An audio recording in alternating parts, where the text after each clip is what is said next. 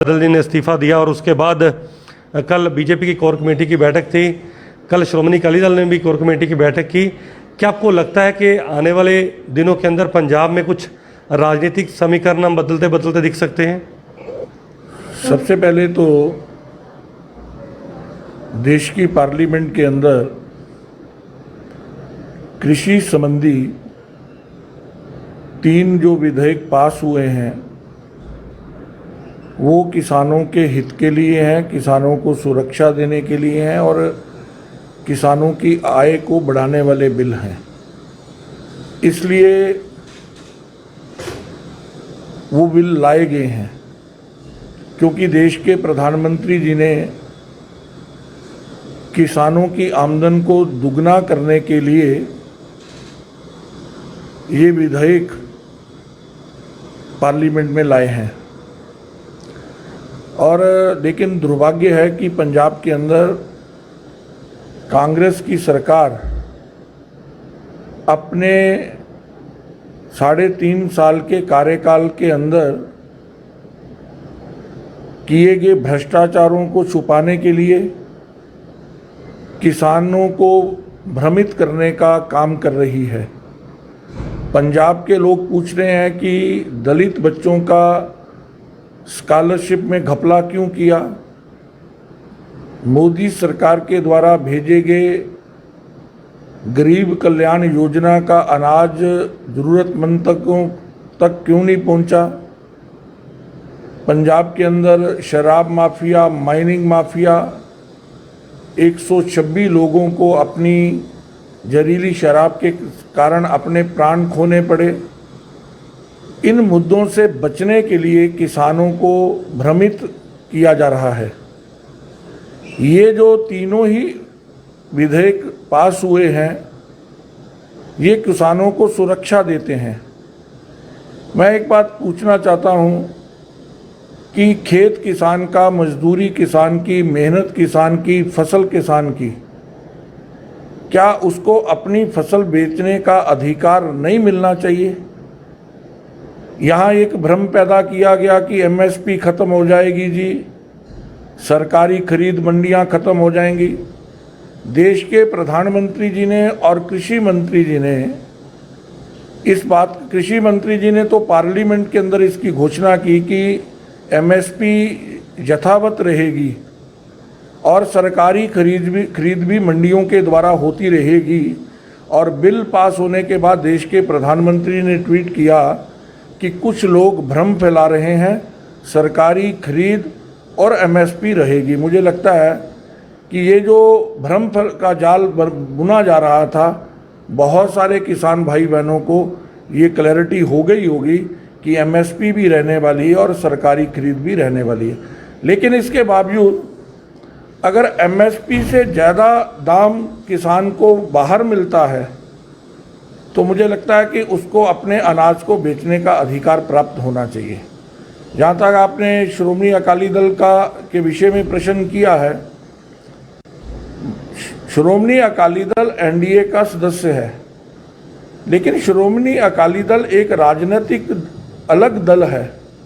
उन्होंने अपना एक राजनीतिक निर्णय लिया है, इस पे कोई मुझे नहीं लगता कि, और उनको ये अधिकार है और इस पे हमारी ओर से कोई टिप्पणी बनती नहीं है। और यहाँ तक ये बात है, श्रोमणी अकाली दल से भी हम लोग संपर्क में रहे, ऊपर भी संपर्क में रहे।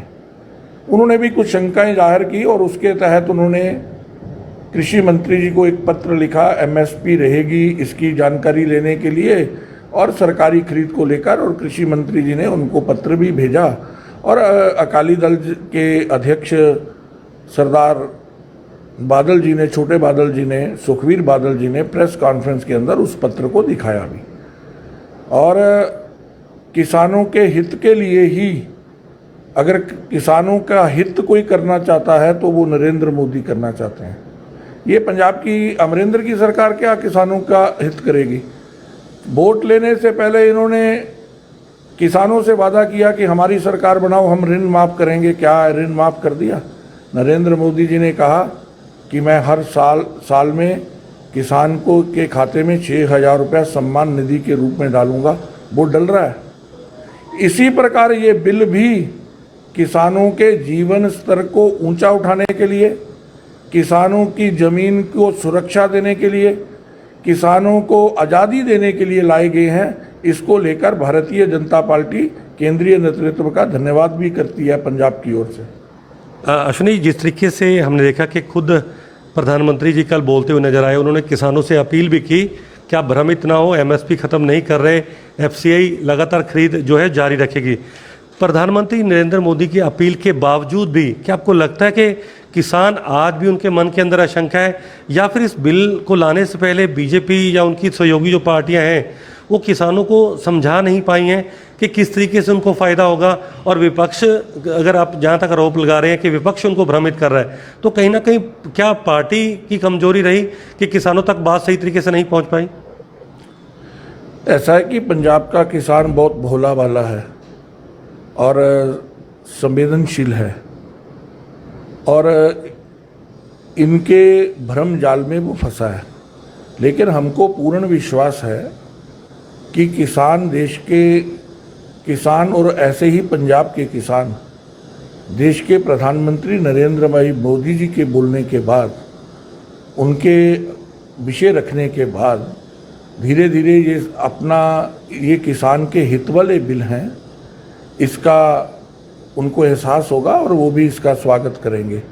यहाँ तक आपने पूछा, हम लोग किसानों के बीच में जाएंगे और अपना विषय लेंगे, और हम आज भी खुले मन से कहते हैं कि इन बिलों को लेकर कोई भी शंका है कि इसमें किसान का हित नहीं हो रहा, तो उसके लिए चर्चा के दरवाजे हमेशा खुले हुए हैं। हमने उनको, जब ये अध्यादेश के रूप में आए थे, तो किसानों के बड़े नेताओं से व्यक्तिगत रूप में जाकर भी बात की थी और उनके सामने विषय रखा था कि ये किस प्रकार किसानों के हित में है। उस समय उन्होंने शंका जाहिर की थी, ये एमएसपी को ख़त्म करने का, मंडी को ख़त्म करने का, सरकारी खरीद को रोकने वाले का मामला है। लेकिन जब बिल पास हुए और जब ये बात देश के प्रधानमंत्री जी के द्वारा कही गई, हमने भी बार बार कहा कि एमएसपी रहेगी। अब तो देश के प्रधानमंत्री जी ने कह दिया कि सरकारी खरीद और एमएसपी यथावत रहेगी, तो मुझे लगता है कि ये मामला जो है धीरे धीरे किसानों को भी समझ आएगा कि ये जो बिल है उनके जीवन स्तर को उठाने में एक कारगर साबित होगा। अश्विनी जी, क्योंकि जो पंजाब सरकार कह रही है या किसान कह रहे हैं कि अभी एमएसपी ख़त्म करने की बात नहीं हो रही, लेकिन जब कॉरपोरेट सेक्टर कृषि सेक्टर में आ जाएगा, मंडियों में आ जाएगा, तो आने वाले समय में, क्योंकि एफसीआई के ऊपर लगातार जो है कर्ज बढ़ रहा है, सरकारी एजेंसियां लगातार जो है वो कर्ज में है। दूसरा, जिस तरीके से हमारी जो सरकारी एजेंसियां हैं पंजाब की, उनको एफसीआई से 6% आपको ही पता है कमीशन मिलता है, तो ये तमाम वो चीज़ें हैं जिसको ख़त्म करने का पहले साल नहीं होगा, लेकिन धीरे धीरे उसको ख़त्म कर दिया जाएगा। ये किसान के अंदर सबसे बड़ी आशंका है। यही तो भ्रम है, यही तो कांग्रेस अपने फेल्योर को छुपाने के लिए इस प्रकार का भ्रम पैदा कर रही है।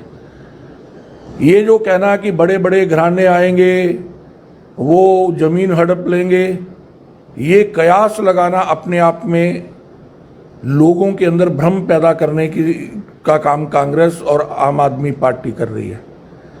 बिल के अंदर कहीं भी ऐसा नहीं है, अगर कोई व्यक्ति किसान के साथ जो एग्रीमेंट करेगा वो भूमि का एग्रीमेंट कर ही नहीं सकता है, वो एग्रीमेंट फसल का होगा और किसान को इससे भूमि को वो छू भी नहीं पाएगा। पहले क्या होता था, पटे पे 4-4, 10-10 साल के लिए ज़मीन लेते थे, गर्दोरियाँ चेंज कराते थे, किसान की ज़मीन छीनने का खतरा रहता था। आज किसान को सुरक्षा मिली है कि उसके ज़मीन पर किसी का भी मालिकाना अधिकार नहीं हो पाएगा, तो ये तो सुरक्षा देने वाला बिल है। और देश के प्रधानमंत्री जी ने जब ये कहा कि एमएसपी और सरकारी खरीद रहेगी, तो मुझे लगता है कि देश के प्रधानमंत्री के ऊपर पूरे देश का भी विश्वास और किसानों का भी विश्वास है, और ये धीरे धीरे सबको समझ आएगा। अश्विनी, जब लोकसभा के अंदर बिल लाए जाने थे उससे पहले हमने भी तमाम अकाली नेताओं से बातचीत की थी और उन्होंने खुलकर इस बिल का समर्थन किया था, और उन्होंने का कहना था कि ये बिल किसानों के हित में है। हमारी बात केंद्र सरकार से हुई है, कृषि मंत्री ने भी क्लियर किया है कि एमएसपी खत्म नहीं कर रहे, सरकारी खरीद खत्म नहीं कर रहे। लेकिन ऐसा क्या हुआ कि या किसानों के दबाव के चलते उनको अपना जो स्टैंड था वो बदलना पड़ा, या कहीं ना कहीं अब उनको भी लगने लगा कि ये बिल आने वाले समय में कृषि सेक्टर के लिए घातक हो सकते हैं? ऐसा है कि ये प्रश्न मुझे लगता है कि आप गलत व्यक्ति से पूछ रहे हैं। ये प्रश्न अकाली दल के अध्यक्ष जी से बनता है और मुझे लगता है उन्हीं से करना चाहिए। ठीक है शर्मा जी, जिस तरीके से लगातार अब कांग्रेस दबाव डाल रही है कि अकाली दल का ये फैसला देरी से था, अब उनको एनडीए से अलग होना चाहिए। हालांकि कल सुखबीर बादल जी ने साफ कर दिया कि एनडीए के साथ हमारा जो गठबंधन है वो लगातार जारी रहेगा। लेकिन क्या बीजेपी अब कुछ और विकल्प तलाश कर रही है जो अकाली दल से, अगर कल को आने वाले समय के अंदर अलग अलग राहें होती हैं तो क्या बीजेपी पंजाब के अंदर मजबूती के साथ काम करने को तैयार है? ऐसा है कि पहले तो ये बात समझनी चाहिए कि भारतीय जनता पार्टी अलग दल है, श्रोमणी अकाली दल अलग दल है, दोनों का गठबंधन है और किसी बिंदु पर विचार अलग हो सकते हैं। कृषि के मामले में हम लोगों का इन बिलों को लेके पूरी तरह से ये धारणा है कि ये बिल किसानों के हित में है। उन्होंने क्या निर्णय लिया, क्यों लिया, ये उनका विषय है। लेकिन श्रोमणी अकाली दल एनडीए का सदस्य है। शर्मा, जिस तरीके से क्योंकि 24 तारीख से लेकर 26 सितंबर तक पंजाब में विरोध है किसानों का, क्योंकि किसान लगातार इसी बात पे अड़े हैं कि बिल वापस होने चाहिए, नहीं तो आर पार की लड़ाई वो लड़ेंगे। क्या बीजेपी की तरफ से कुछ पंजाब के अंदर ऐसी कैंपेन चलाई जाएगी कि किसानों को कम से कम जागरूक किया जाए, जिस तरीके से, क्योंकि पीएम मोदी खुद कह चुके हैं, तो ऐसे में क्या बीजेपी कैंपेन चलाने जा रही है पंजाब के अंदर, किसानों तक सही बात पहुंचे? ऐसा है कि इस बिल के क्या क्या लाभ होने वाले हैं ये किसान तक जाए, इसके लिए पार्टी अलग अलग प्रकार के अपने कार्यक्रम भी लेगी और उन किसान बंधुओं से बात भी करेगी, ताकि ये जो भ्रम विपक्ष ने पैदा किया है, किसान इसमें जागरूक हो सके। अश्विनी जी, जिस तरीके से लगातार बात हो रही थी, कल बीजेपी कोर कमेटी की बैठक भी थी और शायद ये भी बात निकलने को आई कि बीजेपी आने वाले समय के अंदर पंजाब की सभी 117 विधानसभा सीटों पर अपने ऑब्जर्वर जो है वो नियुक्त करेगी, ताकि पार्टी की जो गतिविधियां हैं, संगठन है, और मजबूत किया जा सके। क्या कुछ फैसले जो थे उसमें अहम फैसले लिए गए? ऐसा है कि ये तो एक इत्तेफाक था कि इस प्रकार का बीबी हरसिमरत कौर जी का रिज़ाइन हुआ। भारतीय जनता पार्टी रूटीन में 15 दिन के बाद कोर ग्रुप की बैठक करती है और स्वाभाविक है कि ये बैठक पहले से तय थी, लेकिन राजनीतिक पार्टी होने के नाते कोर ग्रुप के अंदर वर्तमान राजनीतिक स्थिति पे चर्चा होना स्वाभाविक था। यहाँ तक पार्टी का बात है कि बीजेपी राष्ट्रीय दल है और हम उस पार्टी के कार्यकर्ता है। पार्टी का विस्तार करना, पार्टी को मजबूती देना, पार्टी हर वर्ग में जाए, ये हमारा राजनीतिक अधिकार है। तो पंजाब को उससे अलग करके नहीं देखा जा सकता। पंजाब में भी भारतीय जनता पार्टी हर पंजाबी को लगे कि मेरी पार्टी है, इसको लेकर पार्टी प्रयासरत है और इस बिंदु को लेकर पार्टी कार्य भी कर रही है। आखिरी सवाल अश्विनी जी, क्योंकि 3 दिन का रेल रोको आंदोलन और पंजाब बंद का आह्वान भी किसानों की तरफ से 25 तारीख को किया गया है, तो ऐसे वक्त में जब देश के अंदर कोरोना महामारी है, कोरोना एक्ट भी पंजाब के अंदर लगा है, लोग ज़्यादा इकट्ठे नहीं हो पाएंगे, किसान अगर प्रदर्शन करते हैं तो लॉ एंड ऑर्डर की समस्या भी होगी। एक बीजेपी के अध्यक्ष होने के नाते या फिर एक राष्ट्रीय पार्टी होने के नाते आप किसानों को क्या अपील करना चाहेंगे कि उनको इस बात को समझना चाहिए, पीएम की अपील को मानना चाहिए, या किस तरीके से आप इस आंदोलन को कहना चाहेंगे? मेरा तो सभी पंजाब के किसानों से ये निवेदन है कि देश के प्रधानमंत्री जी के वक्तव्य के बाद कि एमएसपी रहेगी यथावत और सरकारी खरीद होती रहेगी तो उनको अपना आंदोलन पर पुनर्विचार करना चाहिए। और साथ में मेरा उनसे ये आह्वान भी है कि इसके बावजूद भी उनको कोई इन बिलों को लेकर कोई शंका है, कोई उनके शंकाओं का निवारण करने के लिए हमेशा पार्टी तैयार है। और अगर उनको लगे कि दिल्ली में जाकर बात करनी चाहिए तो पार्टी उसके लिए भी तैयार है, लेकिन कोरोना की इस महामारी को ध्यान में रखते हुए उनको अपने आंदोलन पर पुनर्विचार करते हुए अपनी शंकाओं का निवारण करने के लिए हम उनके साथ जाने के लिए तैयार हैं। दिल्ली चले, कृषि मंत्री जी से उनकी मुलाकात करवाएंगे, जहां जो भी वो चाहें। पार्टी क्योंकि किसान के हित के लिए ये बिल लेके आई है, किसान के चेहरे पे मुस्कुराहट लाने के लिए बिल लेके आई है, किसानों के जीवन स्तर को ऊंचा करने के लिए बिल लेके आई है, किसान की आमदन को बढ़ाने के लिए बिल लेके आई है।